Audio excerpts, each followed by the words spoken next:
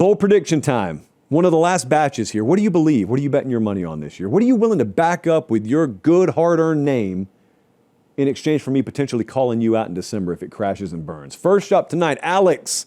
He says, bold prediction. This is a good one. 3 states will have 2 teams in the college football playoff. This is a 9.5 for me, but hear me out. So it could be Texas. There's a bunch of teams in Texas. It could be Florida. We need 2 teams, by the way. So Florida could make it. Miami could make it. Could FSU surprise people and be back? Could Scott Frost? There's no way. No way. USF? Who knows? You know, Iowa is a sneaky contender here. Iowa State could win the Big 12. Iowa could surprise people. New quarterback there from the FCS ranks. Go 10-2. South Carolina's got Clemson and South Carolina. Tennessee, like Tennessee and Memphis maybe. I'm not quite buying that Vandy's a playoff contender. Georgia has Georgia Tech and Georgia.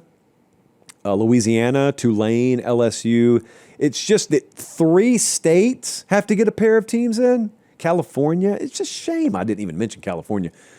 I'm not quite there, so I'm going to go 9.5. Next up, somehow this is even bolder. From Gainesville, Florida, it'll make sense in a second. DJ Lagway wins the Heisman. Florida wins the national championship. That's a 9.75. So for those interested, Florida has the 12th best odds to win it all. DJ Lagway has the 11th best odds to win the Heisman Trophy. That number is low. I've already bet on it. First off, you need him to play an entire season, which is notable because he hasn't gotten through a stretch of camp yet without missing reps. Trust me, I don't say that with any glee. I need him to play the whole year. I mean, I've got a playoff prediction riding on this.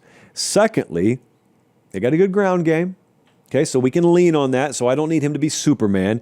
They could make it to the title game and lose, though. That's the problem with this prediction. Lagway could win the Heisman. Florida could go 12-0 and win the SEC and buzzsaw their way through the quarterfinal, the semifinal, and then they get beat in the title game, and this prediction crashed and burned. This is really hard, so I'm going to make it a 9.75 immunity. Next up, hey, really quick timeout. We'll get right back to the video. Do me one favor. Make sure you're subscribed. It helps us keep the show free. It helps us keep the lights on. It helps us keep doing college football year-round, and we appreciate it. All right, back to the video. Oh, the headlines if this were to happen. Keegan from Muncie, PA. Good people in Muncie. He said, Penn State boat races Ohio State and Columbus, winning by 3 or more scores. Why can't you just predict them to win by 3? They hadn't beat them since 2016. That's bold enough. So this is I should have made it a 10. Jesse, make it a 10. This is a 10. They haven't won this game, as I said, since 2016. And even if Penn State does go in there and they beat Ohio State, if you told me all that right now, but you didn't tell me the score, I'd still make this like a 9. They're not beating them by 17 plus. They may beat them by 3. They may beat them by 6. In no world does Penn State go in there and blow them out. It's not conducive to the style of play they incorporate. So I'm making that a 9.75. Scratch that, making it a 10. And lastly, you got to be careful with the wording here. Every game Miami wins will be by double digits. Now, what he did not say is Miami will win every game by double digits. So they could be 8-4, but as long as their 8 wins are all by double digits, this prediction hits. I think this is bold but not crazy. So this is a 9. So think this through. If you can't see the schedule, they play Notre Dame in week 1. They could just lose the game. They play Florida a few weeks later. They could lose the game. They could lose to Louisville. They could go to SMU and lose. They could lose all those games, but as long as they beat FSU and Stanford and Syracuse and NC State and Va-Tech and Pitt by double digits, this could hit. I still think that's a stretch. First off, they may beat Notre Dame.